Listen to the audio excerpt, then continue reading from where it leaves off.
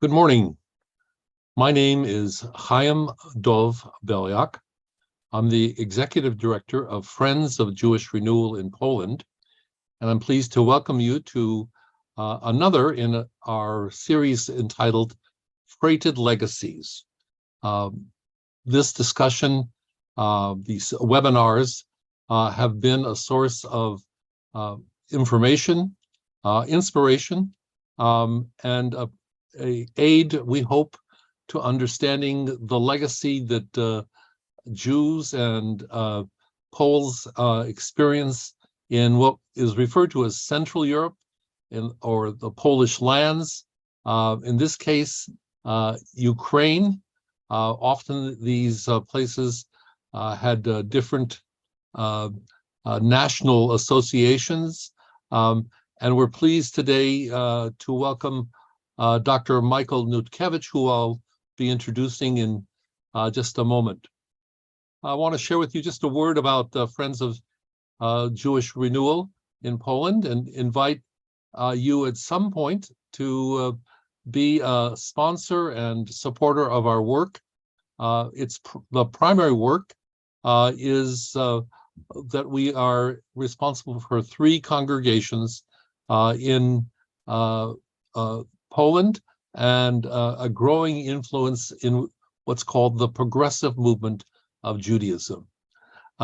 Progressive is maybe translated by some as, by the American terms or the English terms, reform, conservative, liberal, all of which had their most profound origin in the largest progressive Jewish community pre-World War II that existed in Poland.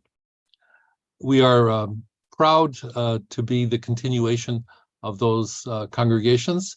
And today we have with us Dominika Zakarczewska, who has been instrumental in our work in Poland and serves now on the European Union for Progressive Judaism Board. Greetings to you, Dominika. And we have also with us Mark Yazowski, who is our immediate past chair. They are going to be in different roles today. Dominika is the sort of master of the technical ceremonies. Marek will be translating into Polish, along with Marzena Szymanska, whose name you see appearing, and perhaps you'll let us have a peek of at who she is. So this webinar is being offered both in English and in Polish. To that end, I want to call your attention to the fact that at the bottom of your screen, you should see between the show captions and raise hand options, the opportunity for something called interpretation. And if you press on that, you can choose to listen to the English translation or the Polish, the English or the Polish. This will be recorded and made available to people at a later date, along with the many other programs that we've done, and I call your attention to them as well. We are now going to move to introducing Dr. Nutkiewicz, who is a longtime friend of mine. I've had the privilege of working with him, but more often, Dr. Nutkiewicz has pursued 2 directions in a very illustrious career. Today, we're finding him in his home in Albuquerque, New Mexico, but he has taught history at the University of Missouri Columbia campus and the University of New Mexico. He's a PhD from UCLA and has served in very key roles for humanitarian and historical foundations. First, he was the original director of the Los Angeles Museum of the Holocaust. He has served as the senior historian at the Survivors of the Shoah Visual History Foundation, and has served as the executive director of the program for torture victims in Los Angeles. He is, in his New Mexico work, been in charge of a program that works with Catholic charities that helps in the resettlement of refugees. In addition to his academic specialties in Jewish history and modern Europe, where he has published extensively, he's also done a lot of work in helping people to understand how historical work is accomplished, and the significance here is not just academic, but the importance of social justice at the center of his work. I'm going to let him describe the book that he's going to talk about and his personal connection. So suffice it to say that this recent book is going to, I think, provide us all with an important insight into his work and some aspects of our current situation. The book is entitled A Ukrainian Chapter, a Jewish aid worker's memoir of sorrow. Dr. Nutkiewicz will speak for about 45 minutes, and you are invited, if you have questions, to ask them either in chat or in the Q&A. They're right next to each other on most screens. And at a later point, Mark Yuzovsky will be fielding those questions from his perch in Warsaw. Greetings to you, Michael. Greetings to everybody that has joined us. And may I invite you to begin the webinar. Thank you so much. Thank you, Chaim. Thank you, Dominika, for your support, the tech support, and Marek and Marjana. Let me hopefully successfully go to the first slide. All right, so this talk is based on the Yiddish memoir of Eli or Eli Gumener, a Jewish activist from Poland who published a book in 1921 about his relief work during the Russian Civil War in a region of Ukraine called Podolia.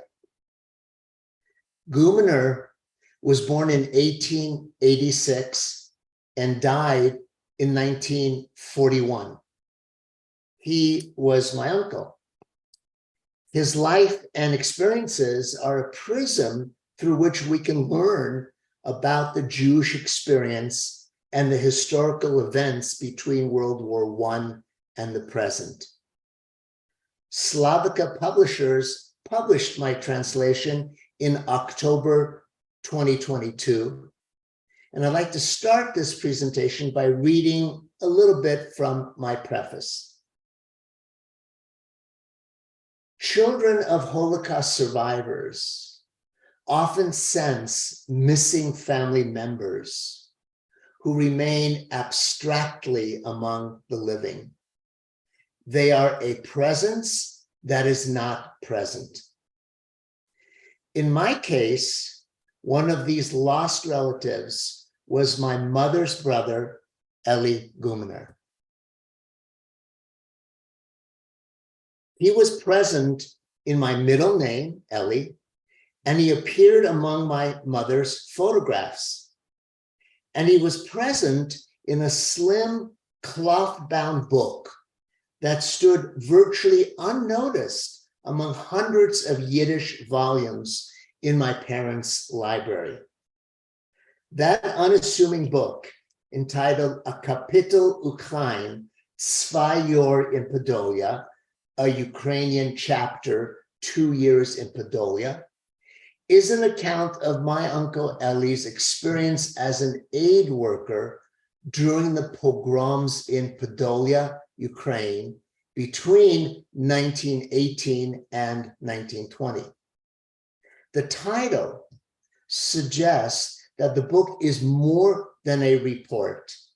It is a lament for the victims, The word kapitel itself brings to mind the Jewish custom of reading chapters, a chapter, a kapitel, from the biblical book of Psalms at grave sites. My mother, Betty Gumener Nutkiewicz, had told me that her brother was a lawyer who was murdered in the Holocaust, but she had never mentioned that he'd been an aid worker in Ukraine during the Russian Civil War. Nor had she mentioned that he had published a book about his experiences. This book must have had tremendous meaning for my mother as a physical reminder of her dear elder brother. But as with many survivors and refugees, her sadness made it impossible for her to share his full story with me in her lifetime. My discovery of the book after my parents' death illuminated how little I knew of my family who perished. Now, reconstructing the choices made by Jews in 1930s Europe is complex. Before the concentration camps, ghettos, mass shootings, and death camps, how could they know about the imminent dangers? Even if they smelled gunpowder in the air, as Eli poignantly notes about Podolia, even before the pogrom period, what were the options for leaving and to what destinations? Indeed, a chilling glimpse into Eli Gumener's mind barely a year before World War II appears in a photograph among dozens my parents had saved.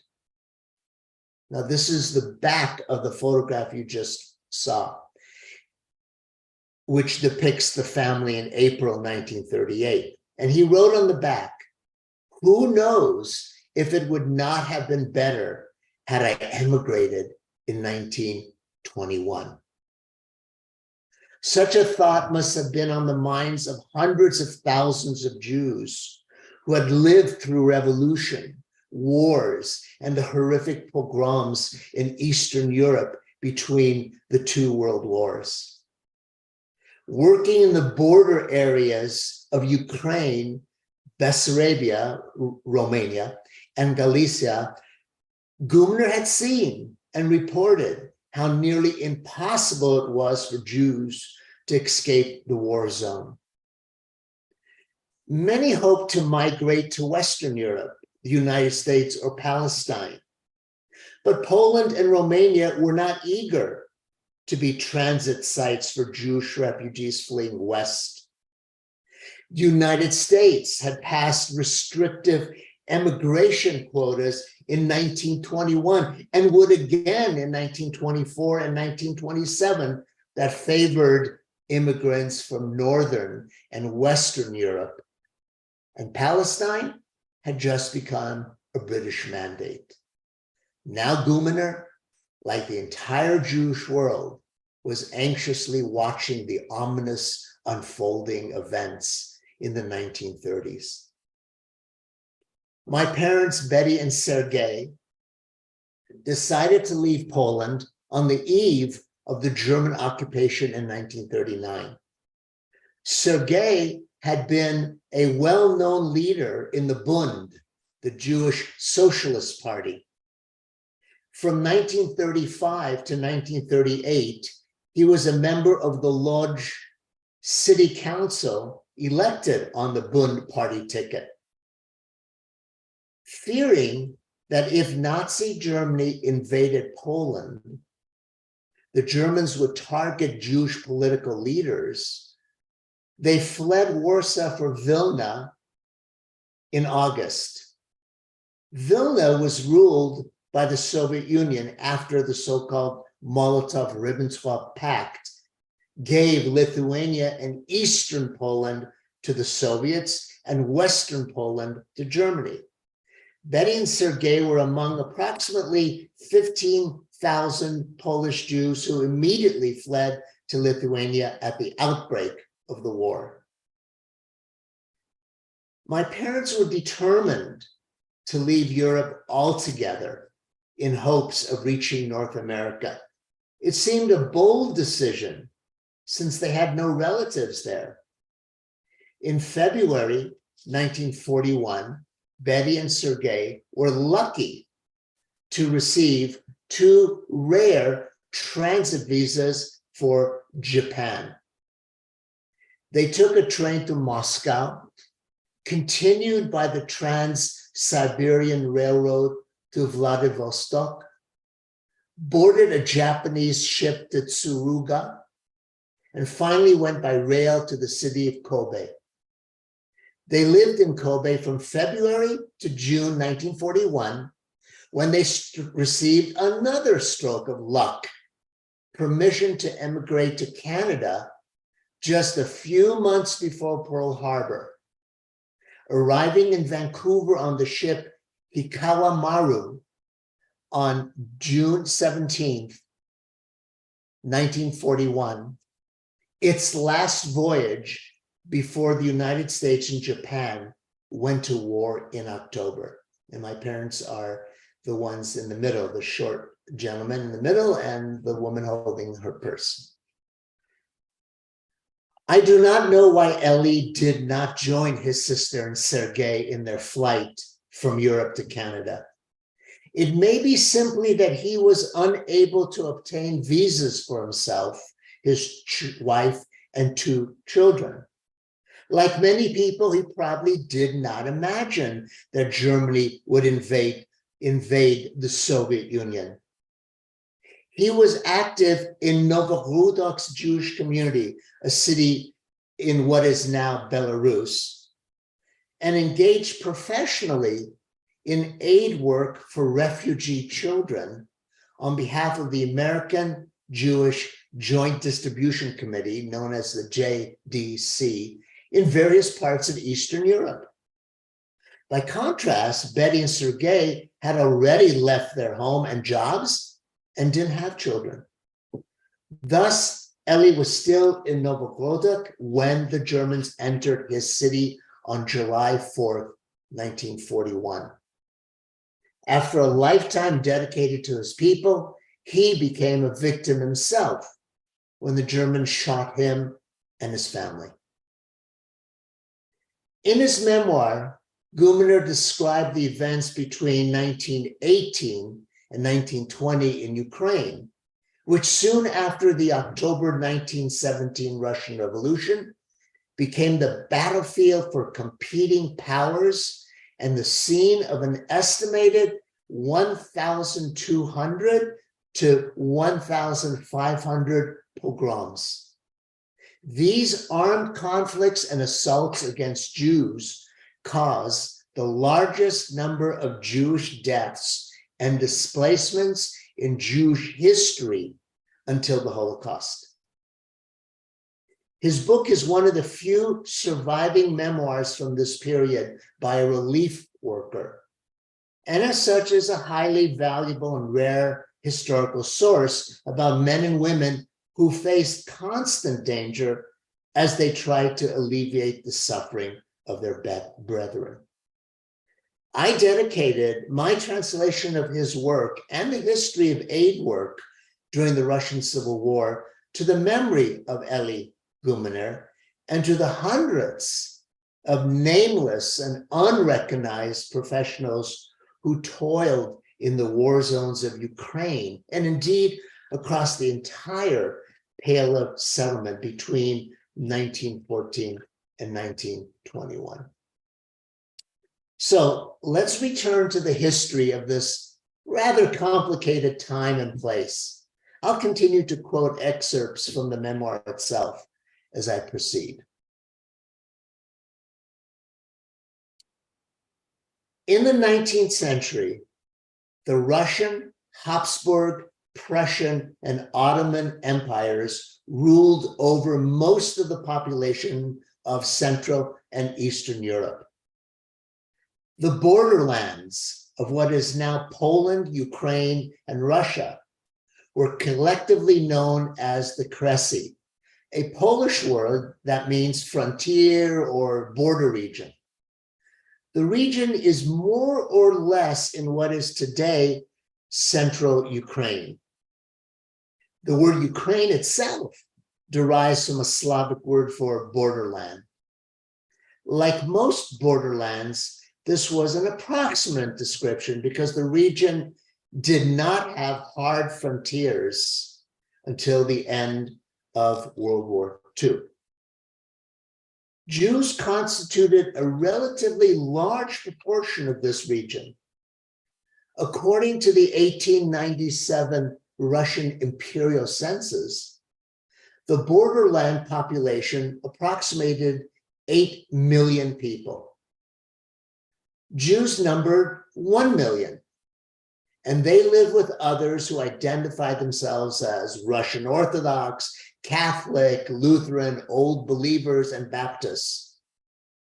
When asked to identify their native language, 6 million people in this area reported Ukrainian.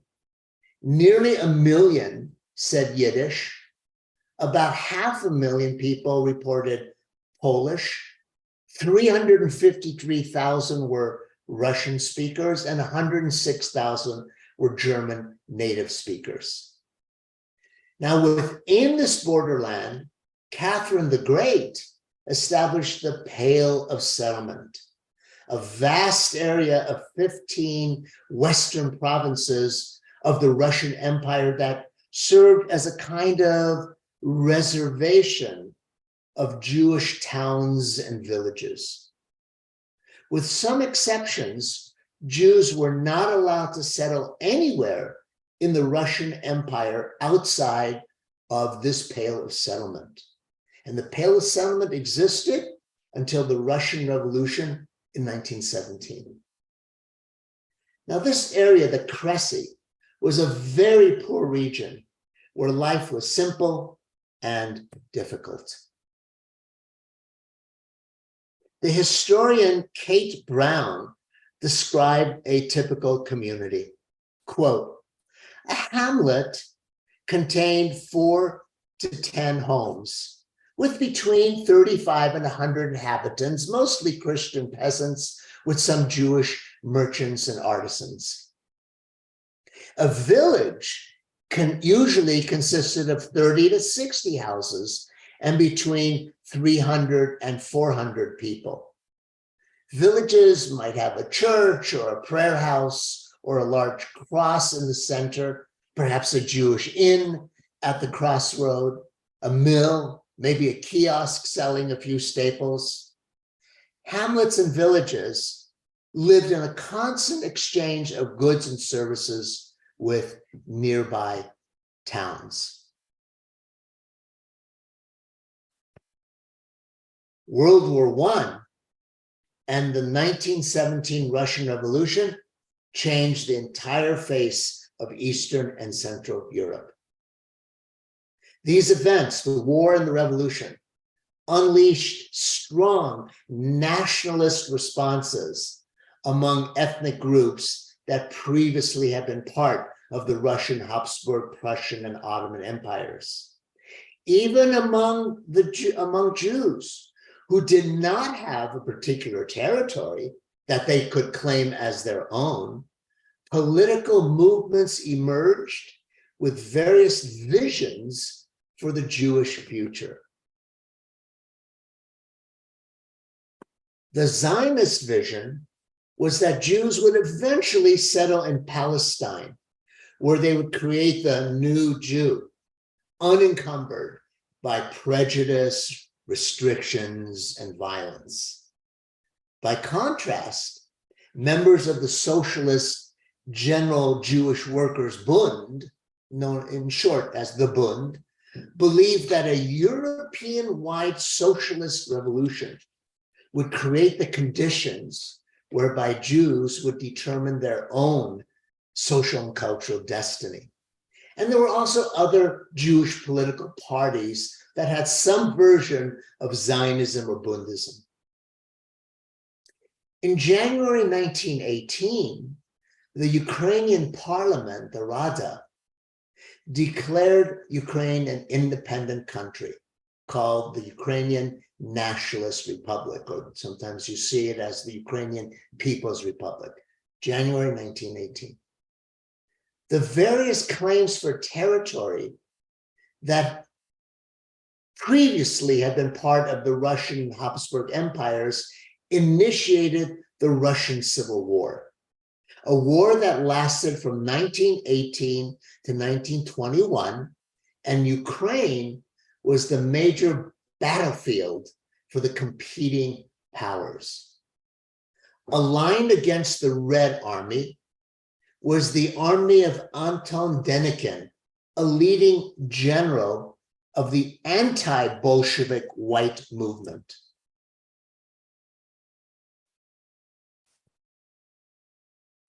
The bulk of the white army were Cossacks from South Russia and the Crimea.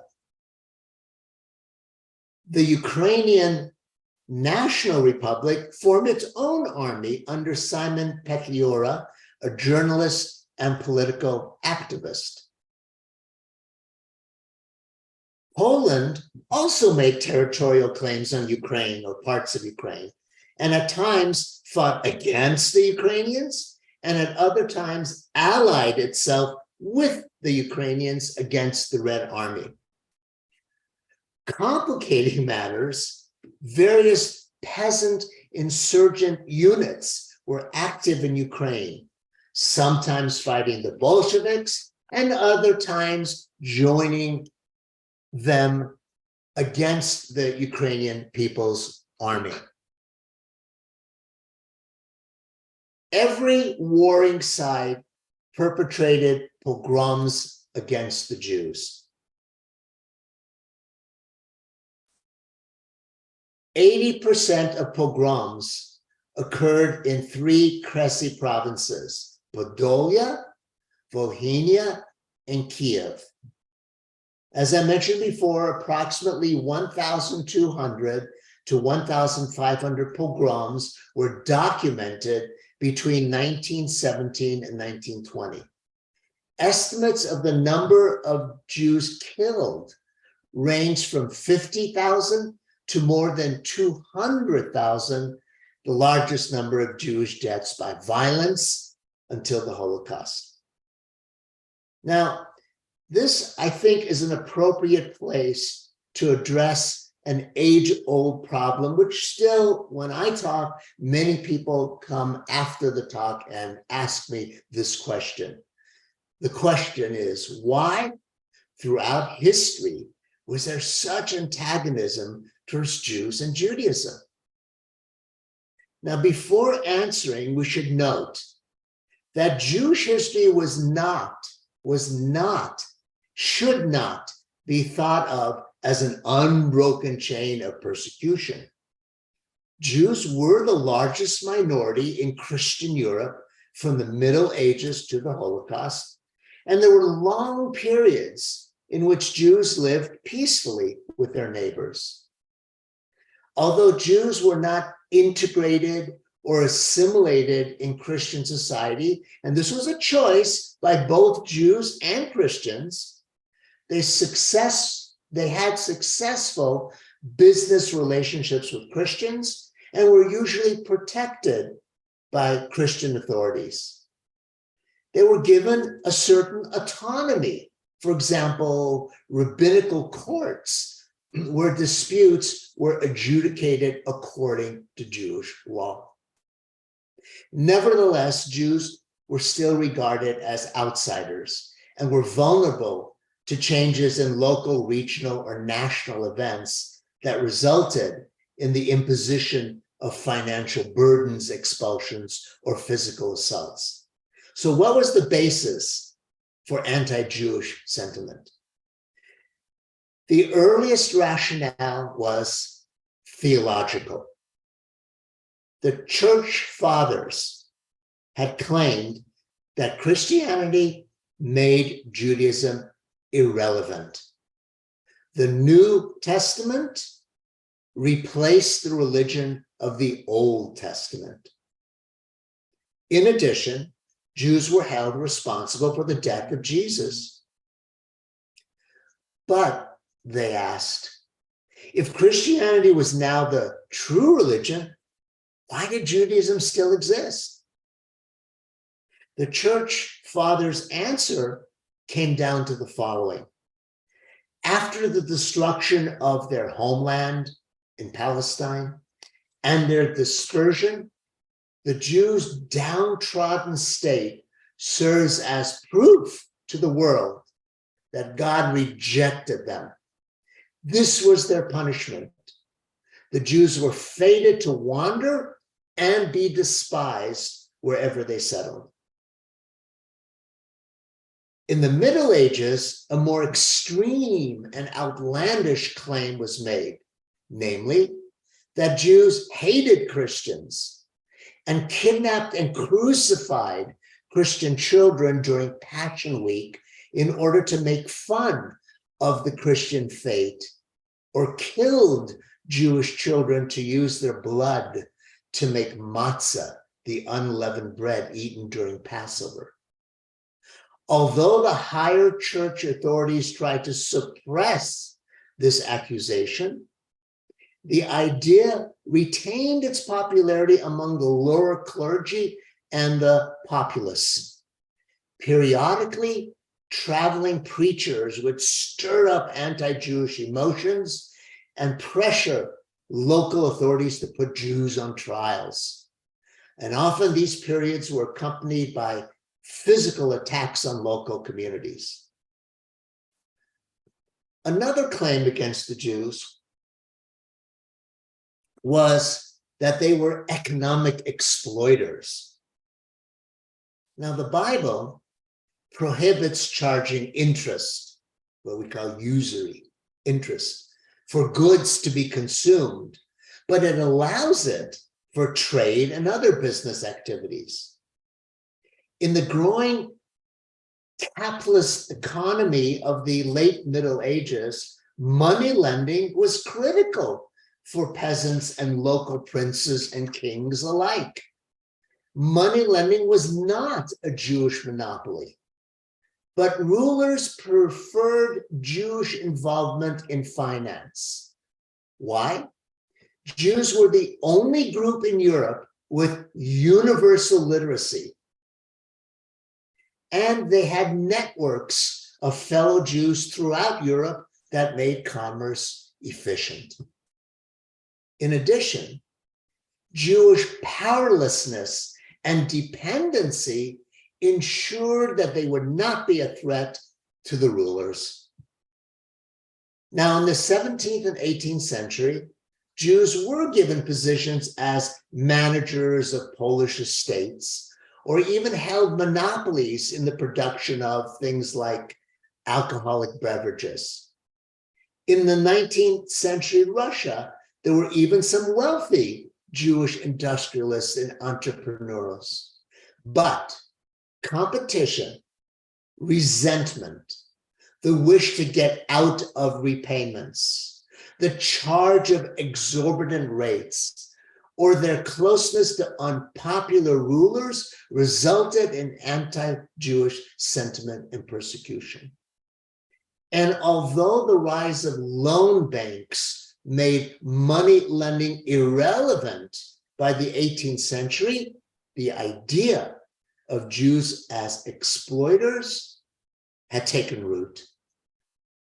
Most Jews in the Pale of Settlement lived in relative poverty, as you saw from some of the slides.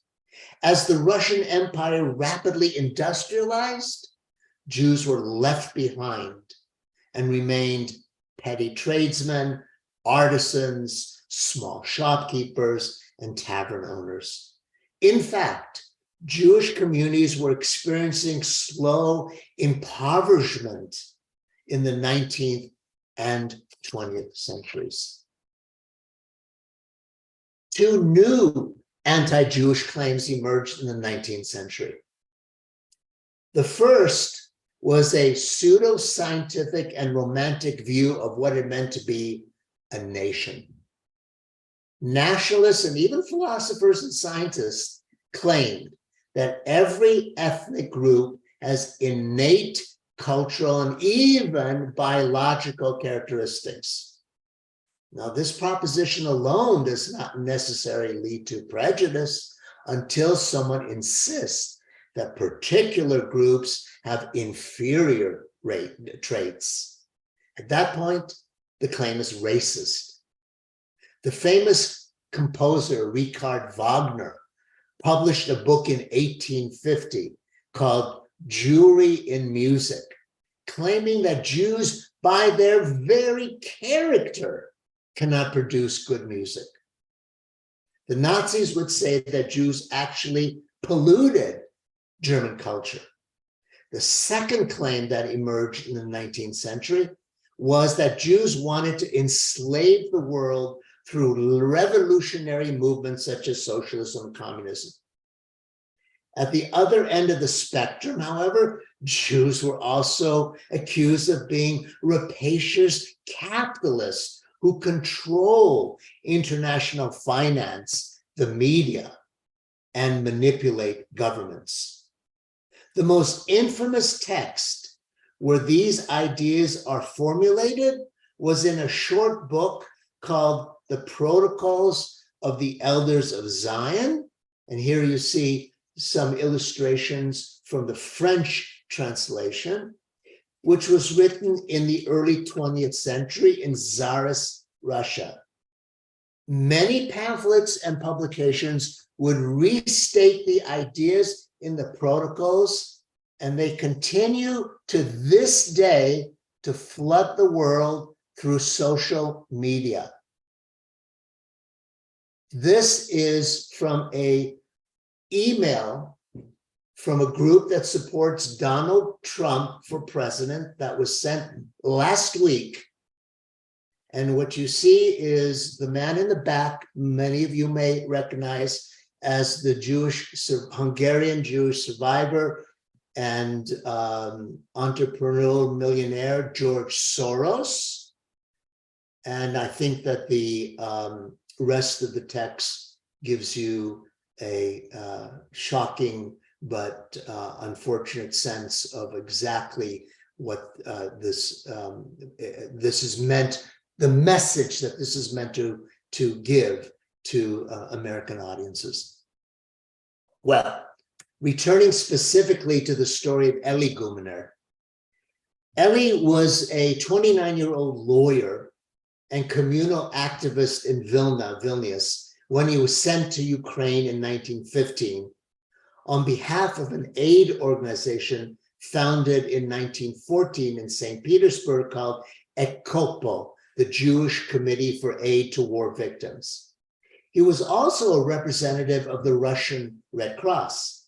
His assignment was to investigate the conditions of Jews displaced by World War I and establish relief centers to house and feed Jewish refugees. He was in Podolia during the worst pogrom years, 1919 and 1918. In the pogrom period, towns and villages were hit by fast-moving small units of soldiers, militias, and peasant bands. In a matter of hours or a few days, Jews might experience plunder, theft, physical assaults, including murder and rape. It was not uncommon to experience a second attack from an entirely different militia or military unit hours or days after the initial pogrom.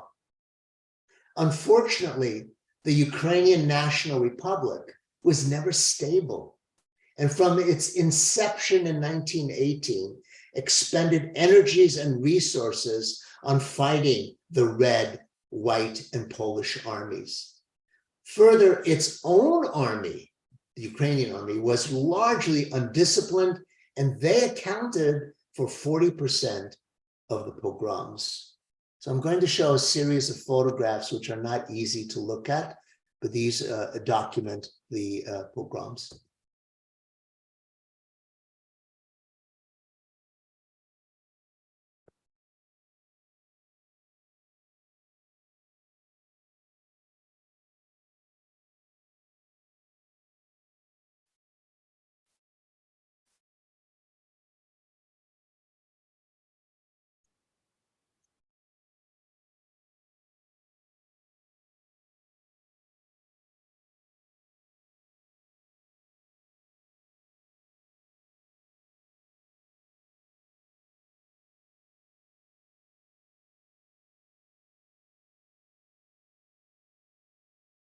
Let me read from Gumener's memoir, a short passage about a pogrom.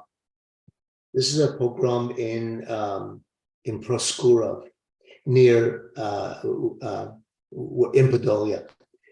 So he writes, the slaughter took place over 4 hours. Armed soldiers, accompanied by doctors and nurses, encircled the neighborhood where the poorest Jews lived and began their work. By the way, the reason why there were doctors and nurses was in case the Jews resisted and some of the pogromists would be hurt, the doctors and nurses were there to help them. Many Jews who lived in other neighborhoods did not even know about the pogrom until the next morning, when the horrible cries of the relatives of the murdered people awoke the entire town. Approximately 1,500 Jews were killed, children and elderly, men and women. The pogromists did not show mercy towards anyone.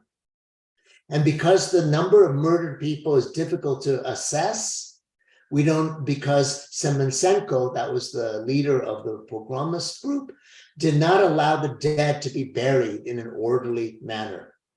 The Jewish population was completely devastated. The feeling of terror was great. There was no help in sight, and the wild animal Semensenko threatened that he would slaughter the entire town and warned that the Jews would do best to believe him. Stories about the Proskurov pogrom made one's hair stand on end. In one account, a Ukrainian doctor sent his servant to participate in the slaughter. The servant returned and told the doctor that he encountered a Jewish girl who was so beautiful that he was unable to lift a hand against her. The doctor left and murdered the girl himself. We heard that the Bolsheviks shot this doctor in Odessa.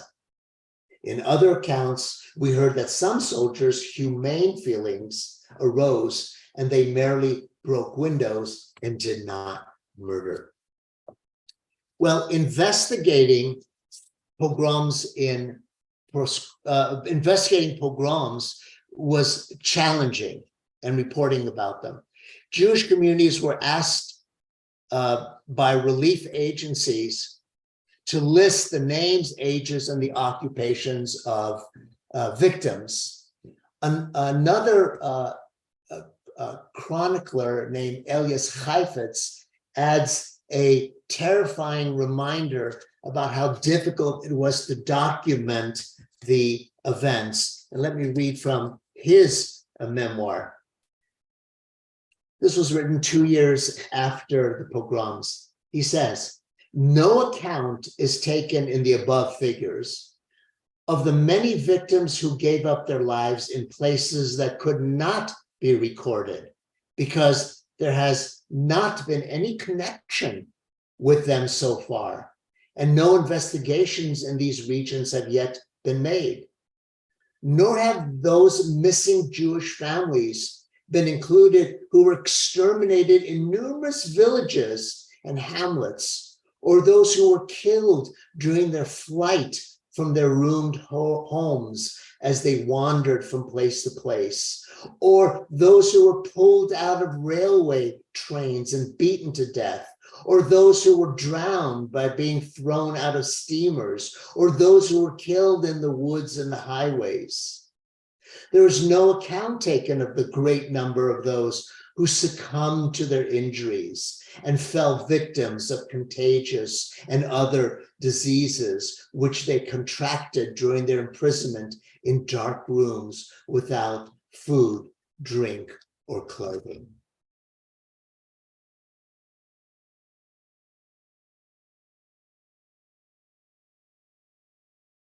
Jewish investigators who documented the pogroms were creating a historical record. They regarded writing as a sacred act.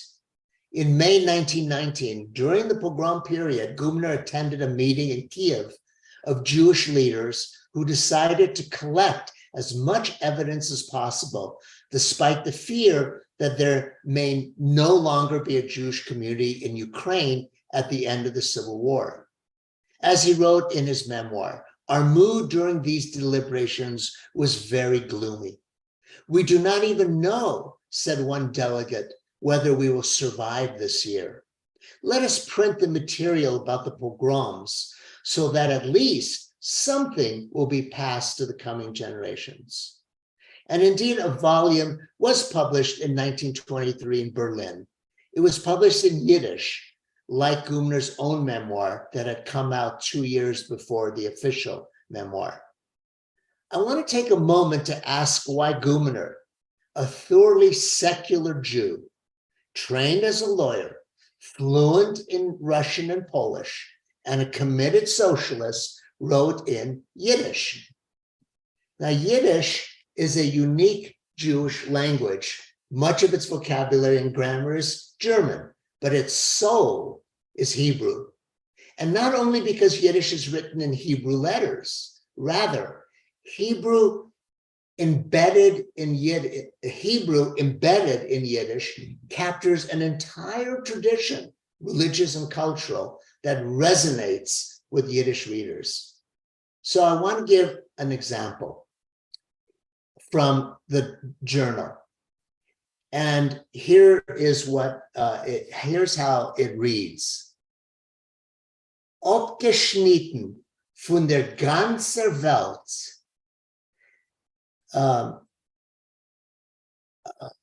ward die jüdische Bevölkerung in Podolia, wenn es wird kommen, der Yom Hadin.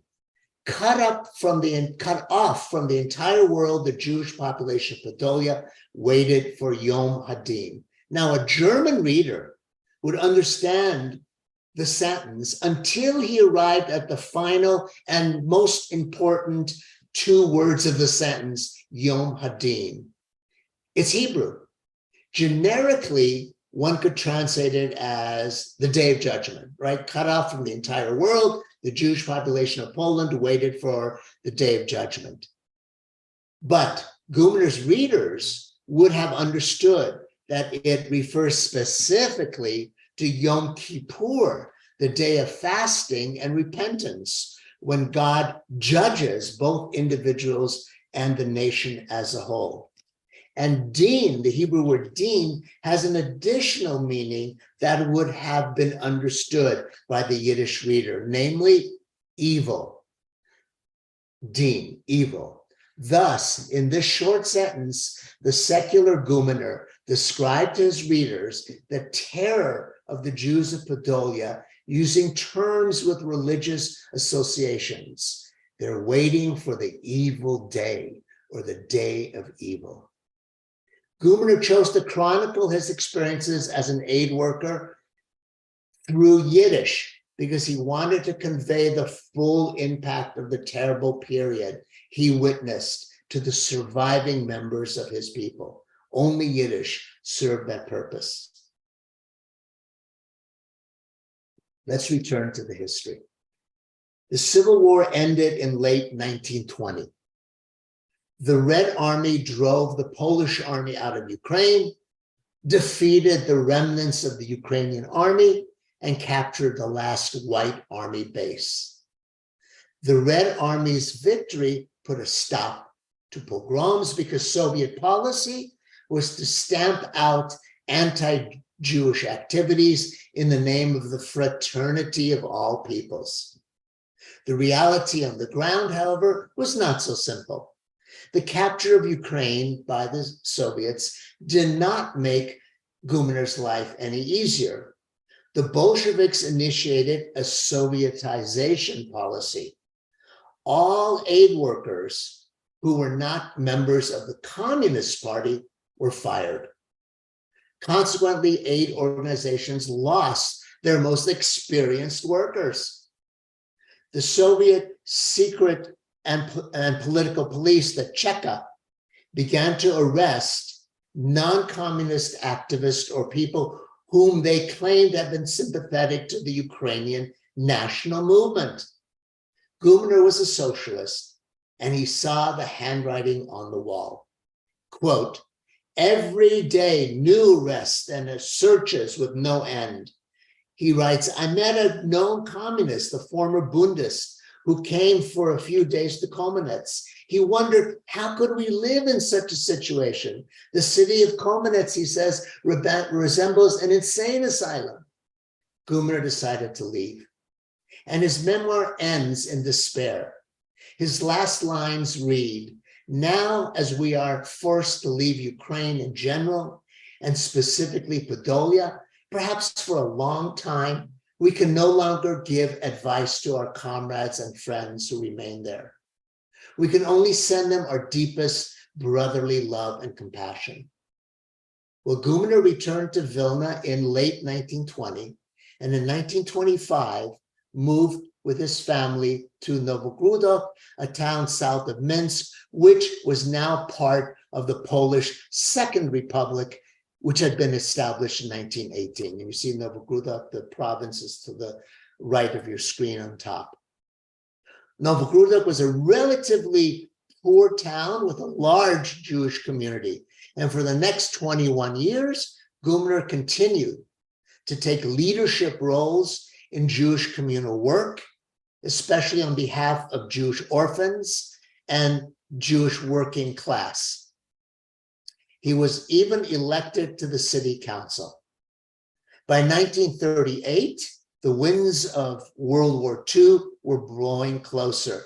Gumener was well aware of the tensions, but there's no way, however, that he could have predicted that World War II would catch up with him in the Soviet Union. The Molotov-Ribbentrop Pact of August 1939 had partitioned Poland into two parts. Nazi Germany received Western Poland. The Soviet Union moved into Eastern Poland. Novogrudok was in the newly created Belarusian Soviet Socialist Republic. Most Ukrainians fell under Soviet rule, and most Poles were ruled by the Germans. But in June 1941, Germany attacked the Soviet Union. Within a few weeks, all of Western Belarus and Western Ukraine had been conquered. Mass killings of Jews began even before the Germans had totally secured the region.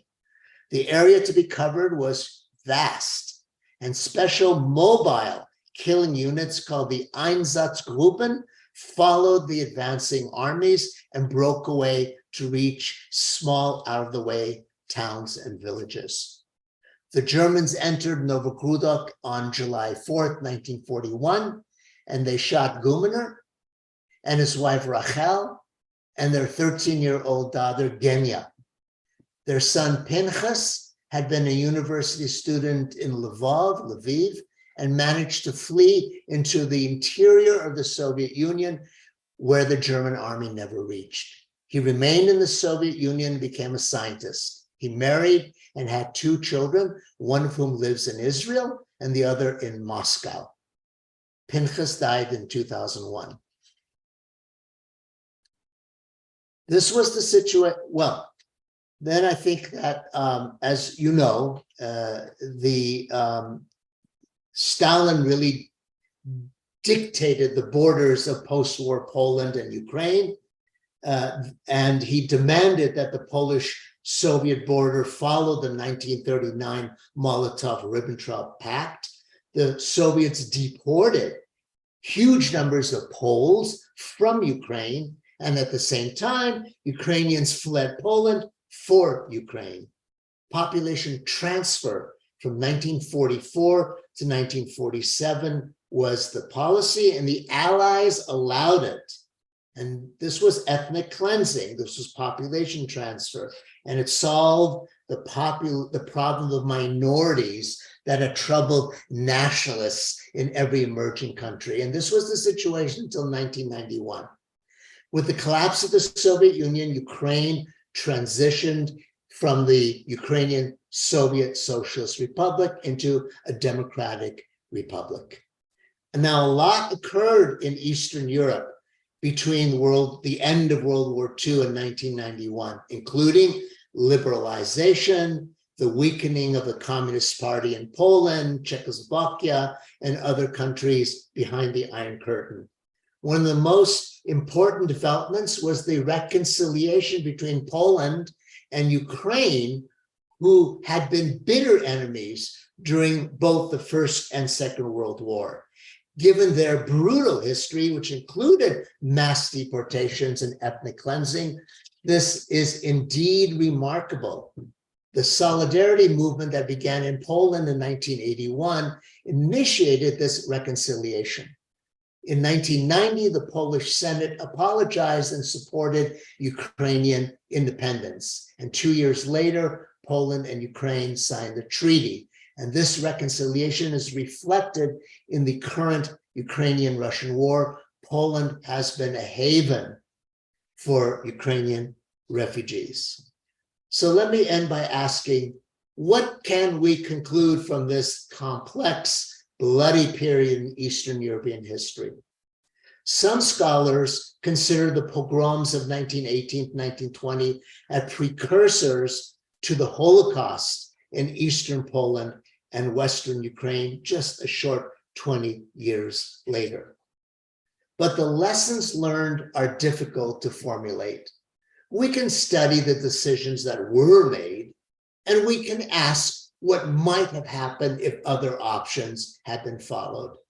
And although these alternate history are hypothetical, they remind us that historical events are not inevitable. For example, what might have happened if Polish and Ukrainian nationalists had made common cause against Tsarist Russia and later against the Soviet Union instead of fighting each other? What if Poland, Austria, Romania, and others who signed the minority rights treaties at the 1919 Paris Peace Conference had respected those treaties instead of persecuting their minorities? What if the Zionist movement had been stronger and British Mandate Palestine would have been open to Jewish refugees during World War I? And what if the United States Congress had not passed restrictive immigration laws in 1921, 1924, and 1927? Finally, the history of mass killings raises the question, still discussed by international law experts, human rights activists, and policymakers, of the so-called responsibility to intervene. Could pogroms have been halted by outside intervention? Under what conditions could the Allies have considered military intervention or even a much more robust aid program? Well, the story of Eli Gumener reveals the limits of Jewish choices in this period. Large forces were at work that limited or curtailed his dreams and goals. His attempt to alleviate the suffering of his brethren in Ukraine and to continue to work on behalf of Jewish children orphaned during World War I and the pogroms was brave and historic. But soon, Gumener and those children would be victims of another genocidal assault. And it is the task of historians to recover their history and our task to honor their memory. Thank you.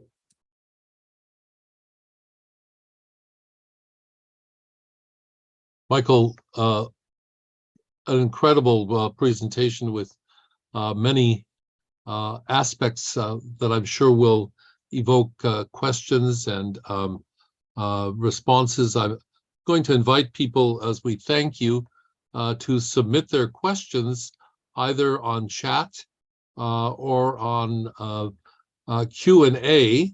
And as we end the share screen, if you could just stop that for a moment, we'll get a chance to focus on you, and I will turn the microphone over to Marek Yosowski, who will entertain questions and respond to people asking questions.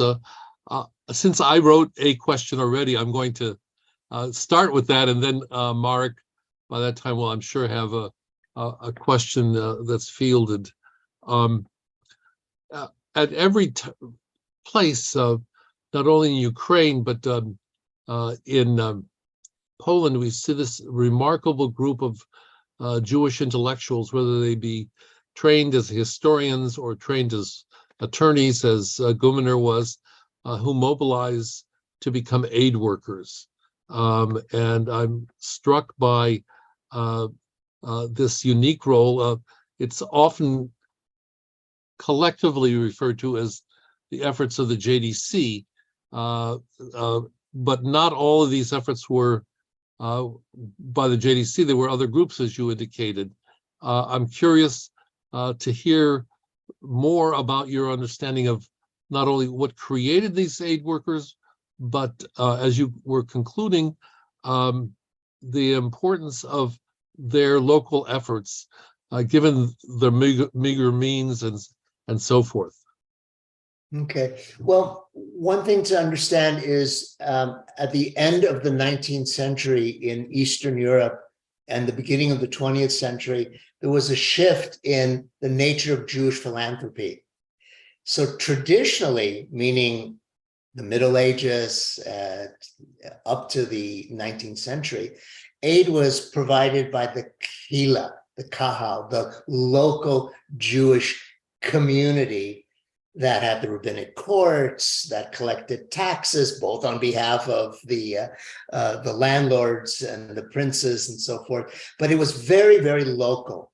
What happens in the late 19th century is that in the late 19th century, especially in Tsarist Russia, philanthropy was the work of very wealthy Russian Jews, like the Brodskys, for example, is a famous name, who traded in lumber and other who were very, very wealthy, and they tended to also be the givers of controlled charity and philanthropy. In Gumener's period, philanthropy was and activism was linked to the emergence of Jewish political parties, socialist and Zionist. So consequently, the activists were young. And in fact, I would say that Gumener was perhaps even a little older than most, but still they were in their 20s and they were 30s, and they were professionals. They weren't businessmen. They were teachers, they were journalists, they were lawyers, and so forth. So you see the shift from very local, traditional, the Kahal, the Kehila, the local Kehila, to then the wealthy individuals who gave charity. And then by the time of the pogroms, the activists were young, professionals, usually connected to a political party. There were large groups. You probably noticed that the organizations, relief organizations, were so used now to thinking about non-NGOs, non-government organizations. Really, there weren't any before 1914. It was really the World War I, and the disruption of World War I that created the Joint Distribution Committee and ECOPO, which started in St. Petersburg. But there were others also. ORT, some people may be knowledgeable about ORT, which provided help in handiwork and trained Jews to be productive members of the economic society. The Russian Red Cross, of course, even had a section for pogrom victims. And that's essentially the arc of who provided and what the profile of a typical aid worker was: young, professional, connected to a political party. Thank you. Mark? Let me chime in immediately and convey to our wonderful speaker further questions. We do have questions, but before we enter those, let me just share some of the praise that's coming through very heavily through both the Q&A and the chat. So starting with Richard Kecht, who says that it was wonderful to listen to you this morning after so many years. Brilliant use demonstrating significance of micro-history. Further on, Judith Kennedy mentions this presentation as an amazing one, and asks how she can lay her hands on the books, and that might be of interest to many others as well. David Kader again apologizes for not formulating a question, but expresses gratitude for the masterful presentation of the sweep of this terrible bloody history shared with us in the always valuable freighted legacy hosted by Friends of Jewish Renewal in Poland, and mentions the fact that he has the Gumener's Memoir of Sorrow, in which he finds Mr. Nutkiewicz's preface very much worth the publication. And again, thanks very much for that. Thank you. Okay, so moving now to questions. There is a current question arising from our discussion here, touching on the current political scene, particularly the Russian invasion of Ukraine. Kathleen Baugley asks it in the following way: do you think that the Russian charge of Nazism in Ukraine has any basis? In other words, the fact that Russians accused Ukrainians of being Nazis, and hence their intervention, and justifying their intervention that way.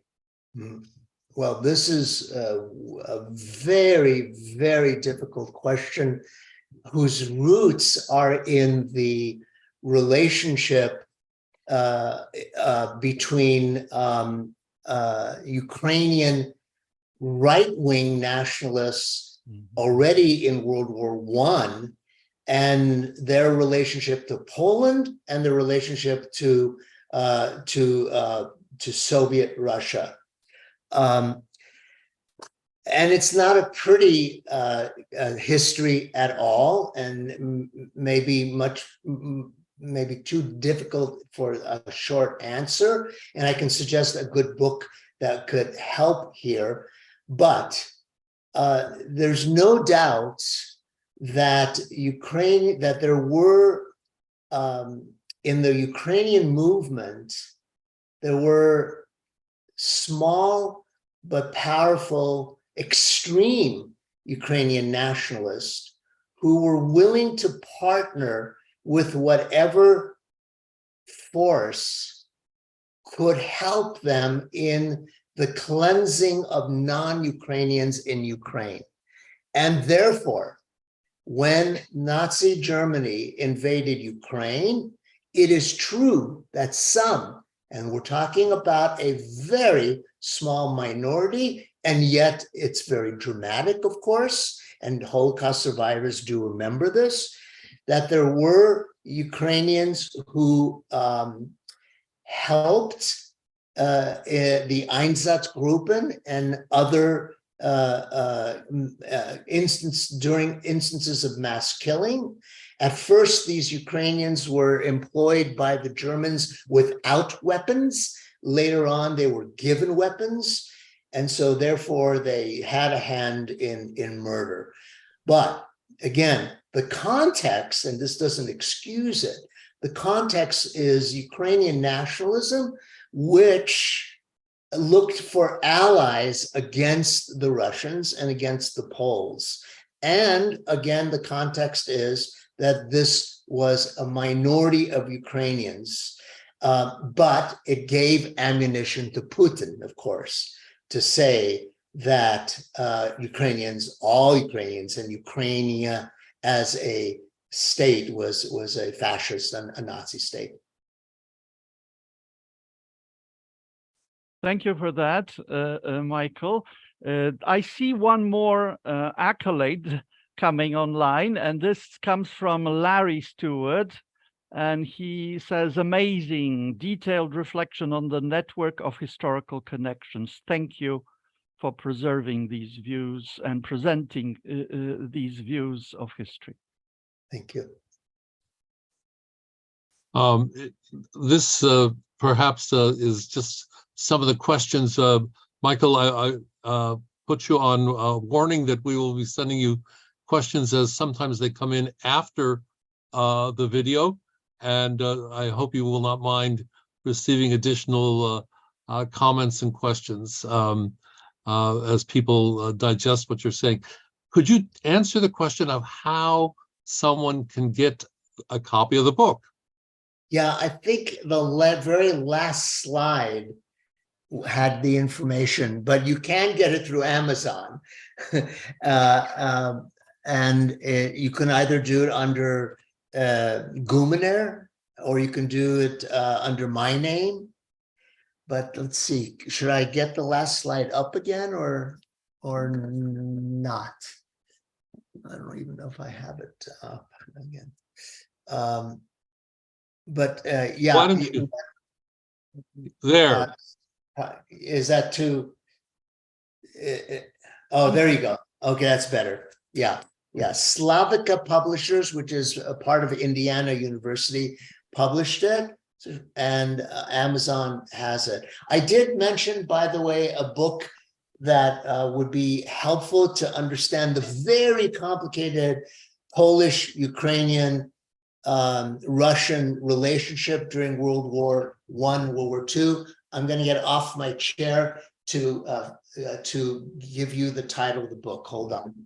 While you're doing that, let me take this as an opportunity to ask Marek if there's a sixth question that just arrived from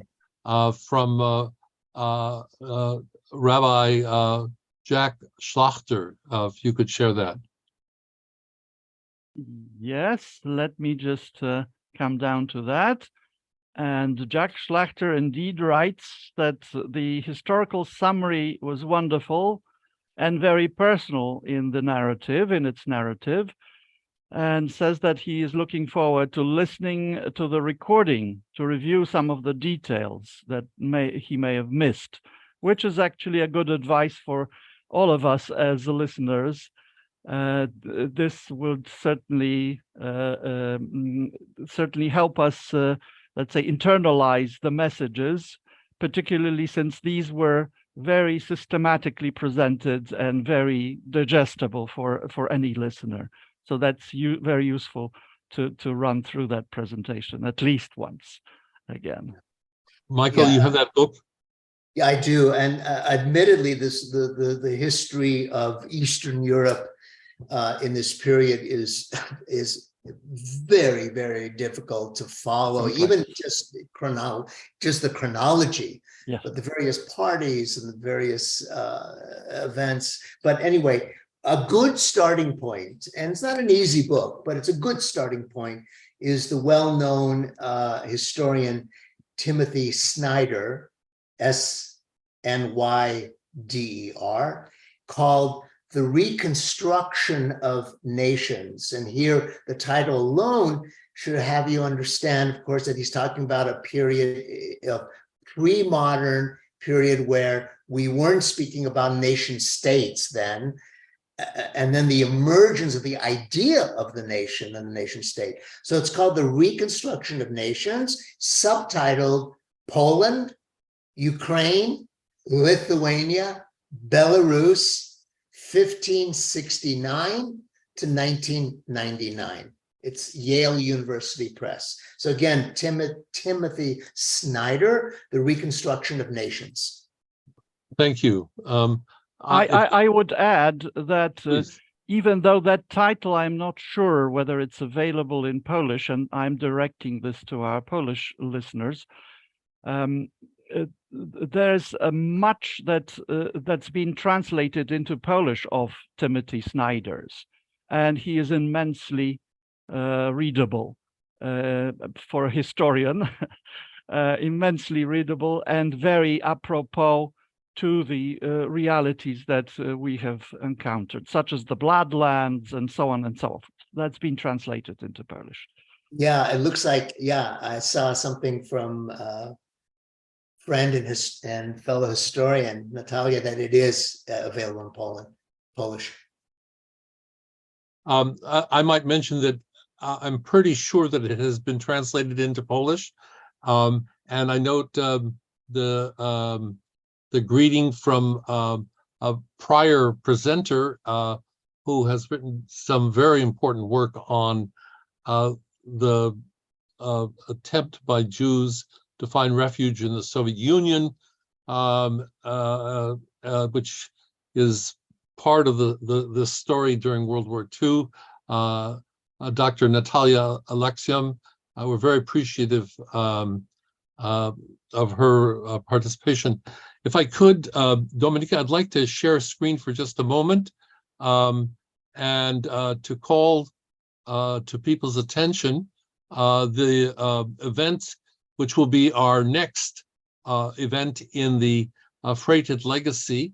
It's actually a fundraising event for our sister progressive congregation in Lviv, Lviv, Ukraine.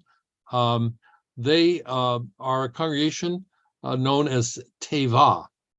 Teva in Hebrew means ark, like the story of Noah's Ark. And they have been largely a Jewish community focused around their efforts even before the current conflict to preserve Jewish memory and culture through their music events. And they are made up of several interlocking musical groups that have performed in Poland during peace times. And I believe even one group has come this summer to Poland. And they have also been involved in keeping their kitchen open during the height of the crises in Poland, in Ukraine, as people have moved east. People have literally come hungry, worn out, just at the end of their physical strength, and they provided hospitality, food. Sometimes this is the meal that they receive just before they make the attempt to come into Poland for refuge. They continue to do that work. Last year, we were privileged to hold a benefit concert for them. This year, on July 30th, we will hold another benefit concert, and they use the money for two things. One, internally, for the Jewish community, they've continued to provide on a regular basis something called Shabbat in a bag, the essentials of challah and wine for the celebration, candles for the celebration of the Sabbath. And two, they've continued, as I've explained, to keep this kitchen open for people. And I would just add that they've also served in an unusual effort. Sometimes when there's been a family that has needed help, the Ukrainian embassy in Poland has turned to this congregation to help them track down a family and make sure that they're getting medical help and other help while they're in Lviv. So I strongly urge you to register for the concert, make a donation. There's a special place for those donations. And here I'm just going to show you a little more of the groups in various costume. These are each different singing groups. And so the concert will be July 30th, 2023, at the various times as you see here. And we are very excited about being the hosts of this concert. And you can go to the website, Jewish Renewal in Poland, and register. And at the same time, you can make a donation to support the work of Teva. So I want to return now to thanking Michael for this comprehensive and enlightening presentation. He's made so many important connections for us and provided a foundation for this. We will be returning to the history of Ukraine and so forth in future Freighted Legacy programs. And we're right now planning the coming years' programs. We're appreciative of everybody's participation. We remind you to please support our work and to tell friends about the upcoming concert. Michael, a hartstikken Dank for all that you have provided to us today. I'd like to also thank Marek Józowski, Dominika Zakarszewska, and Marzena Szymanska. Michael, you're going to be interested to hear yourself in a Polish register in a little while once this is up. We're going to make this available to people as soon as possible. Warm regards and a good day to everyone. We'll see you on July 30th.